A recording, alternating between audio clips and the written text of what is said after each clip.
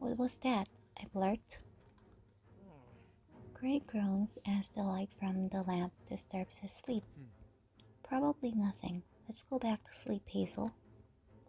My mind starts racing regardless, inventing possible explanations for the noise. I can feel the sleepiness recede from me as I recall Evan's earlier visit. No way this could just be a coincidence. It's revenge. I immediately sit upright, rushing out of bed before grabbing an oversized t-shirt. I hastily put it on to cover up my injuries as I prepare to leave the room. Gray groans behind me as I reach for the door handle, still half asleep. "I'm going to figure out what's going on," I announce. Perhaps it's my panicked mind playing tricks on me, but I swear I hear movement downstairs as I run into the living room. The smell of smoke enters my nose and the feeling of dread skyrockets. Where is it coming from? I open up the door to the hallway and am hit by a heat wave of flames. The fire alarm starts blaring immediately. The entire downstairs is illuminated from what looks to be a somewhat small fire, the light casting dancing shadows on the walls. It's as beautiful as it is terrifying. For a moment, I stand there staring at it, absolutely bewitched. Then I come to my senses. "Gray, wake up. We need to get out." Now fully woken up, Gray runs into the living room in panic, still pulling his clothes on. "What's happening? Is this real? Are you sure the alarm's batteries aren't low or something?" he asks. "There's a fire downstairs," I say, trying to keep my voice from shaking. "We'll have to get out using the balcony." I run into my bedroom to grab our phones. As I enter, I catch sight of a dark figure running away from the rear entrance to the boutique. The figure retreats towards the parked car. Once inside it, the driver speeds off with the car lights still off. I don't have time to speculate or chase after anyone. I need to get out of here safely. I grab the box I packed before with all my important documents and head over to the balcony. Emerging onto the balcony, I lug my box over to the railing and drop it down to the ground below. Hopefully, the fragile stuff survives the journey. While Gray does the same with his box, I whip out my phone and dial 112 to report the fire.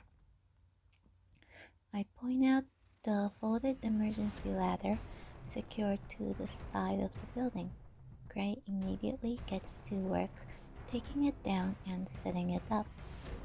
While he secures our escape, I inform the emergency operator on what's happened and where to send the fire department. Once the ladder fully descends to the ground, Gray waves me over. "Ladies first." He sweeps his arm out dramatically towards the balcony's railing. I cross mine in response, unamused by his apparent attempt to lighten the situation. "Gray, I hardly think now's the time to—" "Hazel, please," I insist.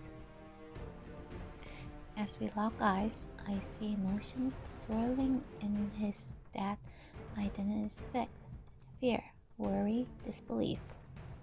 Perhaps it's because I actually saw and spoke to Evan when he invaded the boutique earlier, but a large part of me expected something like this to happen. I spent so much time today preparing a defense against whatever move even might make. Focusing on facing a grim future helped me to steel myself mentally. When I heard noises tonight and saw someone running away from my shop, it didn't shock me. I saw this coming. I think it's different for Gray. For so long, it's been him battling Even. Seeing Even switch targets to attack me, knowing that the reason he's in my life now because of Gray, must feel terrible. Following Gray's wishes, I made my way down the ladder and onto the safe pavement below with Gray just a few seconds behind me. Once both safely on the ground and awaiting the arrival of the fire department, I study my boutique. Smoke is fuming out of the window, with the flames dancing behind the glass. The knowledge that everything I've dreamed of and worked hard to achieve is burning inside. It's because really hard to bear. I had hoped that by focusing on preparing for the worst and responding to the emergency as it arose, I wouldn't have time to feel heartbroken. But now that I'm safe on the pavement outside, there's nothing to shield me from the harsh reality of the situation. Almost everything I own might burn. Fighting back tears, I pull Gray in a tight embrace, hoping the warmth of my arms can bring some comfort. I hold my body to his, needing his touch just as much as I suspect he needs mine. We're going to be okay, I assure both him and myself. But your shop, the fire brigade, the fire brigade should be here soon. I'm sure they'll be able to salvage it. Gray's hands ball up into tight fists, and if they can't, insurance should help me rebuild, I answer. His frown deepens, his eyes glued to my building. Maybe we could put out the fire. Maybe it's still pretty small. It hasn't been long since the alarm started going off. Gray reasons. Though I'm surprised by his proposal, I start to consider running back inside. The sooner the fire is stopped, the more likely it is that my shop will be saved. I don't think it's worth the risk, Gray. Worst case, I have to find a new location for Raindrop. I could make that work. I have all the important documents with me. At first, I just gesture over to the boxes that Gray and I chucked over the side of my building, but then I realized it would be better to show him. Leading him over by the hand, I opened up the boxes to share their contents. I packed up everything that I thought I would need, as well as the things I would want the most, I explained. Though I'm hoping that the firefighters come soon and I don't lose much, everything left inside is replaceable. Damn, Hazel, Grace says, looking impressed. You did all this after Even came by yesterday? While Gray praises me as we look through my things, I start to panic. I can't find my design book, I say. I dig through the boxes in a fancy numerous times over, searching for my prized sketchbook consisting of my life's work. It's not here. I wring my hands out in frustration. That sketchbook means everything to me. I can't move forward without it. Losing all my designs would set me back almost a decade. Gray squats down next to me and my things, concern clearly visible in his eyes. I'm sure it's here somewhere. I'll help you look. As the two of us look over the stuff we salvaged, it dawns on me that the box I packed full of paperwork for my businesses, as well as my sketchbooks, isn't here. I turn towards the burning building, a look of horror etched across my face. It must still be in the boutique. Evidently, I never moved that box upstairs to join the others. My fingers twitch towards the key stuffed into my robe's pocket. I have to go back in. Swallowing the rising lump in my throat and ignoring my shaking hands, I look up at Gray. Were you serious about trying to fight the fire? I ask hesitantly. One corner of his lips floats upwards to form a half smile, and the glint in his eyes makes him appear downright reckless. I'd do anything for you, Hazel, even something as stupid as amateur firefighting, Gray says. I know what I'm thinking is crazy. I know I should stop myself from even contemplating it, but even so, let's do it, I say determinedly. I take off running towards the back door with Gray's footsteps following just a second behind. Time is of the essence. At any second, the flames could reach the extremely flammable contents of what I want to save, not to mention the fact that our lives will be at risk. Ignoring my inner voice of reason pleading for me to turn back, I jam the key inside into the latch and pull the back door open instead. The first thing that hits me is the heat. The second thing is the destructive of what I hold dear. Down the hallway, the entire floor of the storefront is engulfed in fire. Flames lick at the fabrics of the displayed clothes, turning the myriad of colors to black ashes. Curls of smoke billow up towards the ceiling, causing Gray and I to cough, even though we're a good distance from the fire. It's grown an incredible amount in the minutes since I last saw it.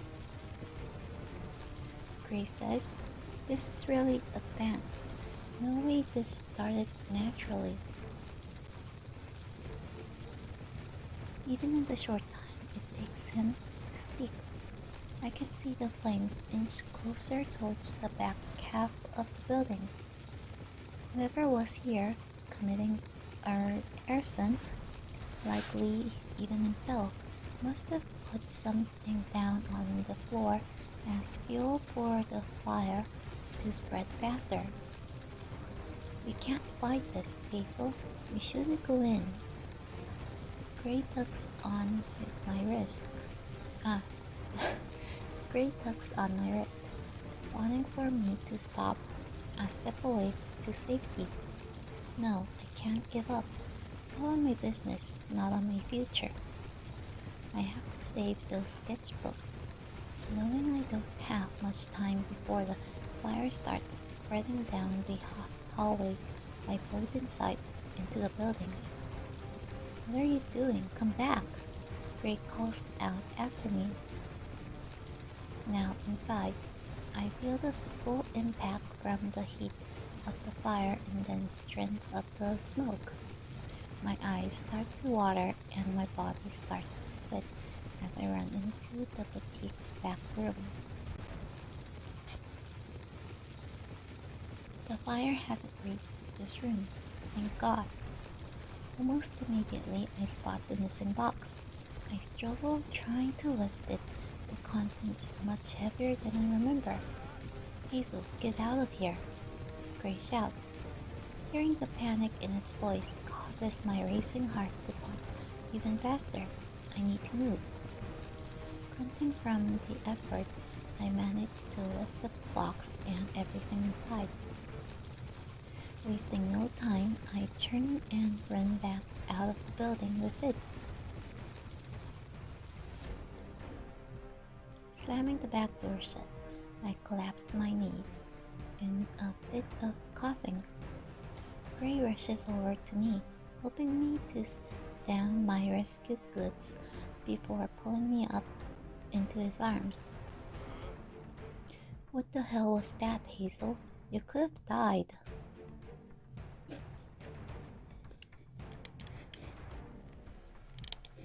Yeah, that was stupid.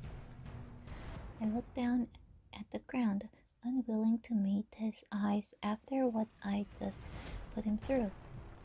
Gray crushes my body to his, holding me so tight that for a moment I worry I won't be able to breathe.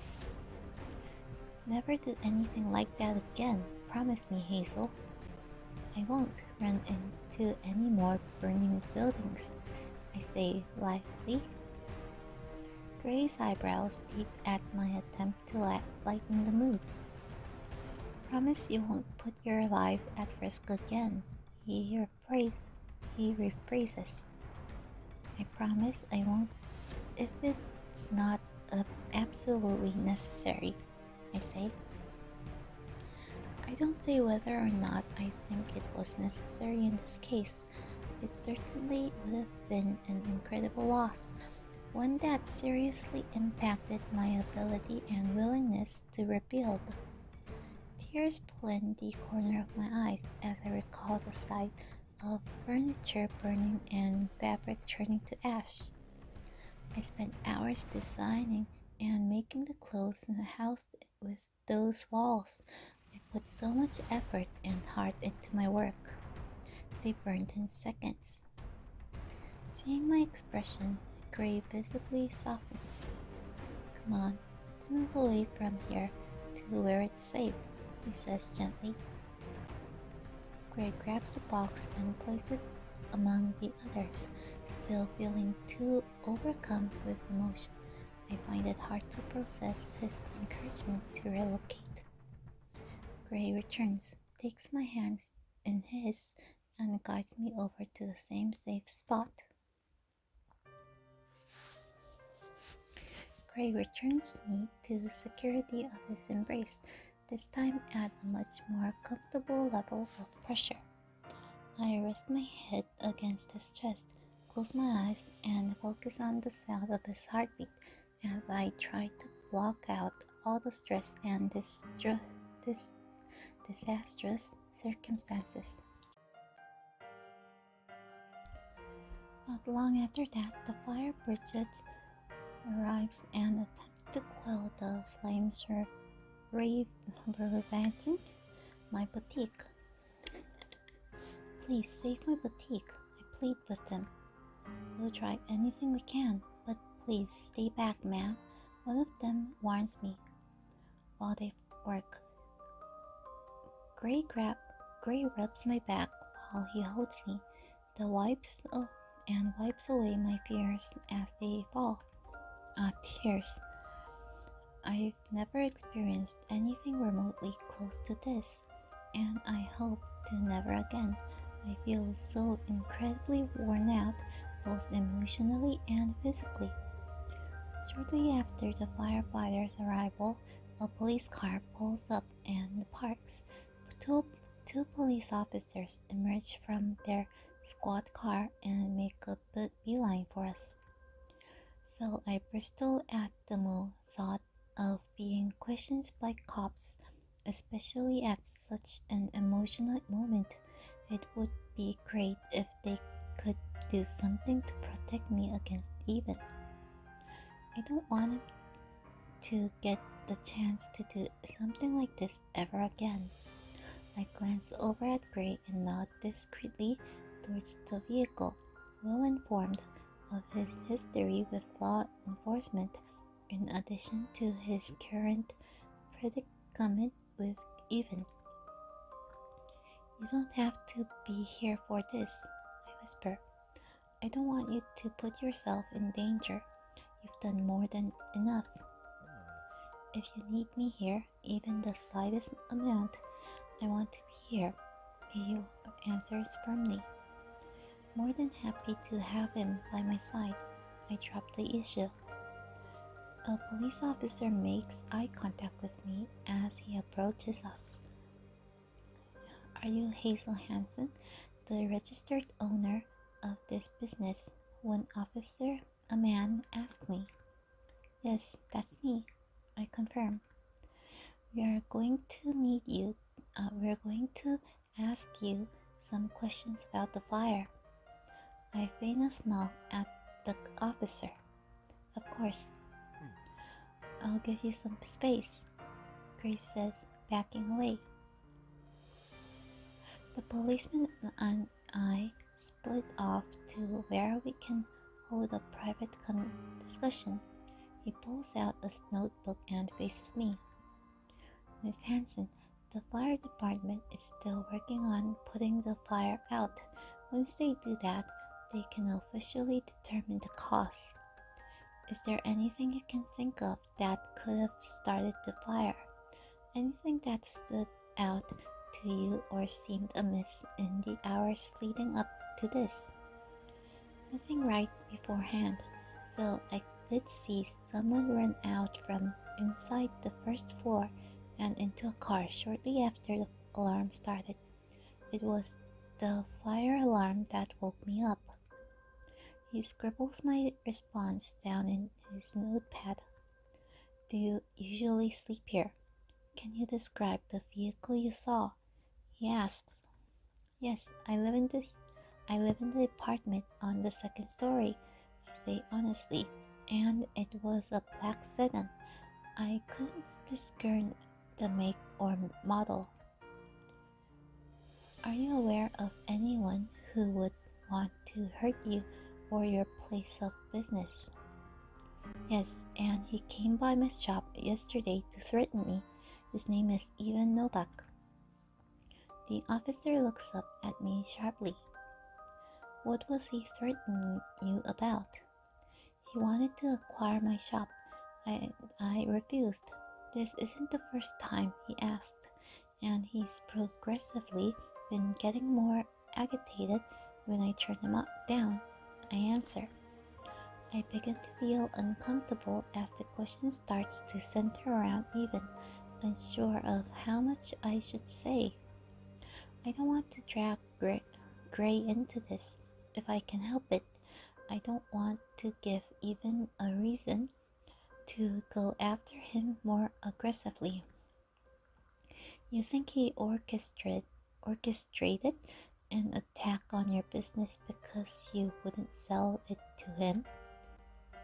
I give him a shrug, trying to mask my nervousness with the appearance of nonchalance. Your guess is as good as mine. I say. All I can say for certain is that he's been harassing me for a while now. I do know he led the Riverside gang back in high school and could be really aggressive over territory. Maybe he didn't like that an Academy alumna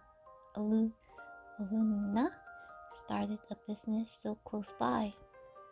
The officer raises an eyebrow. That doesn't seem like it would be worth committing a crime and risking jail time for. I guess that depends on what his priorities are and how confident he is that he'll get away with it. I'm guessing arson doesn't typically leave a lot of evidence behind, I muse. Not normally, but there's always a chance, he states matter-of-factly. Anyone else you can think of that we should speak to? I continue to answer the police's questions to the best of my ability while not giving away too much information about our situation with Ivan. By the time we've finished, it feels like hours have passed. I'm more than ready to be reunited with Gray. Relief floods through me as I catch sight of his face. How are you? Did they question you too? I asked apprehensively. Don't worry about me. The whole conversation took like 2 seconds to get over with, Gray says, reassuring me. I look up at Gray, feeling on edge. I told them about Eben, that he's been bothering me. I didn't mention you, but I'm worried that... Gray holds up a hand to stop me. Don't worry about me. You did the right thing by telling them. But what if... Hazel even tried to kill you?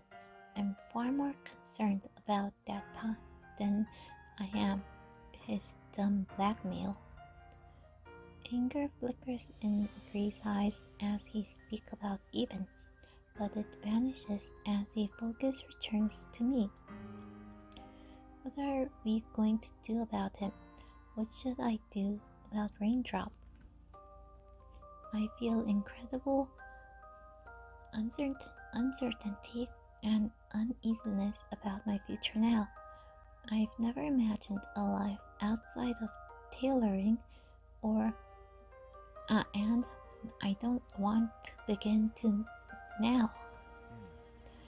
I don't know yet, he responds, but we'll figure it out together.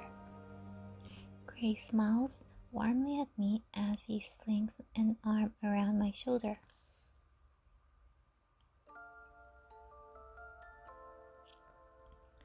Hours pass by, with us watching the firefighters work their equipment and move in and out of the building.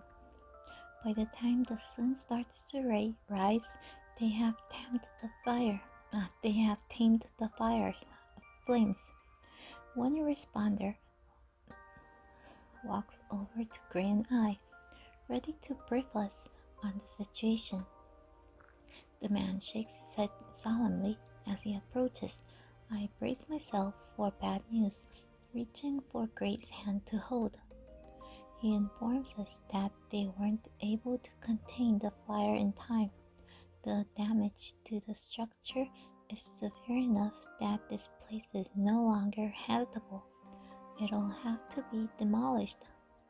They found evidence of gasoline and matches, clearly pointing to arson. Despite all my effort to manage my expectations, it still hurts to hear. Raindrop is gone. When the firefighters leaves and it's just the two of us, I can feel the weight of Gray's stare watching me. I know he's worried, but I can't bring myself to meet his gaze. He gives me some space to digest the news, but keeps hold of my hand. Hazel. A familiar voice interrupts my brooding. I look over to find Sarah and Jet walking over to us, concern clear as day across their faces. My eyebrows lift in surprise at the sight of my best friend, along with my spirits. I stretch my arms out towards Sarah, signaling that I need a hug from her. She obliges. What are you guys doing here? I ask. Gray texted us a little while ago. He just said you could really use a friend. Sarah replies. What exactly happened? Jed asks. He and Sarah both look worried about the presence of the responders and the sight of my stuff on the ground in boxes. The fire burned nearly everything by the time the fire brigade got it under control. The building will be condemned. Gray informs them. Even was behind this, I'm sure of it, I say bitterly. Even Novak? Sarah exclaims in surprise. I knew he was messing with you, but why would he go this far? It's a long story, Gray replies smoothly. We can't get into that in a second, but for now, let's talk about what we can do for Hazel. The group nods in agreement.